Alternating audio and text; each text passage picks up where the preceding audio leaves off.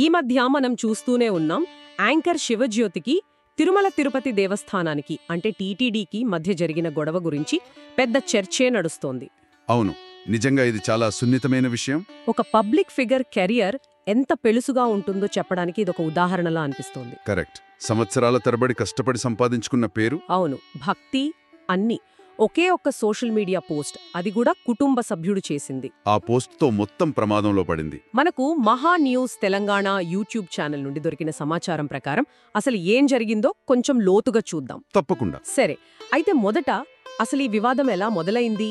శివజ్యోతి తమ్ముడు తిరుమల లడ్డూ గురించి ఏదో పోస్ట్ పెట్టడంతో మొదలైంది అంటున్నారు కదా? అవును, సరిగ్గా అక్కడే మొదలైంది. తిరుమల లడ్డూ ప్రసాదం నాణ్యత, దాని ధర గురించి ఆయన కొన్ని అనుచిత వ్యాఖ్యలు చేశారు. అనుచిత వ్యాఖ్యల? ఆ పోస్ట్ పెట్టిన కొద్దిసేపటికే అది వైరల్ అయింది.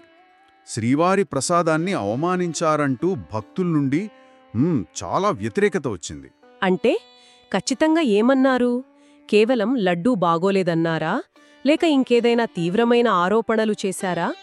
మన దగ్గరున్న సమాచారం ప్రకారం ఆ వ్యాఖ్యల టోన్ చాలా తేలికగా, అగౌరవంగా ఉందని భక్తులు ఫీలయ్యారు. ఓ సరే. అంటే కోట్ల మంది పవిత్రంగా భావించే ప్రసాదంపై అలాంటి కామెంట్స్ చేయడంతో వాళ్ల మనోభావాలు దెబ్బతిన్నాయన్నమాట. ఆ ఆగ్రహమే ఈ వివాదాన్ని ఇంత పెద్దది చేసింది. అంటే ఏకంగా దర్శనం చేసుకోకుండా నిషేధించారా? అది చాలా పెద్ద చర్య కదా. చాలా పెద్ద చర్య. టీటీడీ ఇంత కఠినంగా స్పందించడానికి కారణం కేవలం భక్తుల ఒత్తిడేనా, లేక ఇంకేమైనా ఉందా? అది ఒక ప్రధాన కారణం.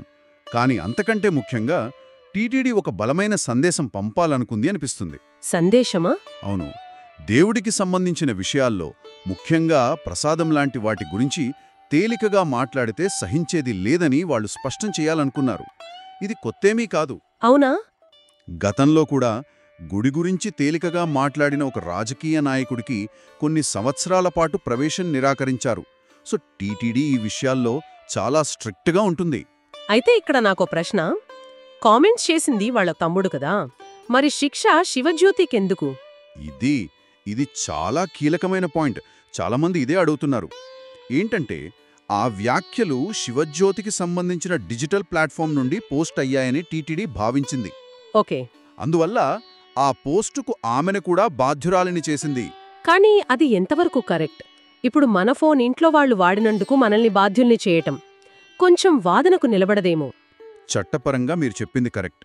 కానీ ఇక్కడ మనం మాట్లాడుతోంది ఒక సంస్థ తీసుకున్న నిర్ణయం గురించి. ఒక పబ్లిక్ ఫిగర్ తన ప్లాట్ఫాంపై వచ్చే కంటెంటుకు బాధ్యత వహించాలా? కొంతమేర బాధ్యత వహించాలనేది వారి వాదనగా కనిపిస్తోంది. ఇది ఒక రకంగా పరోక్ష బాధ్యత లాంటిది. అంటే ఒకరి తప్పుకు వారితో సంబంధమున్న మరొకరిని బాధ్యుల్ని చేయటం. మరి శివజ్యోతి స్పందన ఏమిటి? ఆమె క్షమాపణ చెప్పారు కదా? చెప్పారు. వెంటనే స్పందించి తన తమ్ముడి వ్యాఖ్యల వల్ల ఎవరి మనోభావాలు దెబ్బతిన్నా క్షమించాలని కోరారు. తమ కుటుంబం ఎప్పటికీ శ్రీవారి భక్తులే అని, తన బిడ్డ కూడా ఆయన దయవల్లే కలిగిందని చాలా ఎమోషనల్గా ఒక పోస్ట్ పెట్టారు. అయినా కూడా టీటీడీ వెనక్కి తగ్గలేదా? తగ్గలేదు. ఎందుకంటే సోషల్ మీడియాలో చాలామంది దెబ్బ తగిలిన తర్వాత క్షమించమనడగడం సులభం అనే ధోరణిలో ఉన్నారు. బహుశా ఈరోజు ఒకరిని వదిలేస్తే రేపు ఇంకొకరు ఇలాంటి వ్యాఖ్యలు చేయడానికి అవకాశం ఇచ్చినట్టు అవుతుందని టీటీడీ భావించుండవచ్చు. కాబట్టి ఈ సంఘటన మనకు ఒకవైపు భావ ప్రకటనా స్వేచ్ఛ, మరోవైపు మతపరమైన మనోభావాలకు మధ్య ఉన్న సన్నని గీతను చూపిస్తోంది. ఖచ్చితంగా. అంతకంటే ముఖ్యంగా డిజిటల్ యుగంలో మన ఆన్లైన్ ఉనికి మన కుటుంబ సభ్యులతో కూడా ఎలా ముడిపడి ఉంటుందో ఇది చూపిస్తోంది.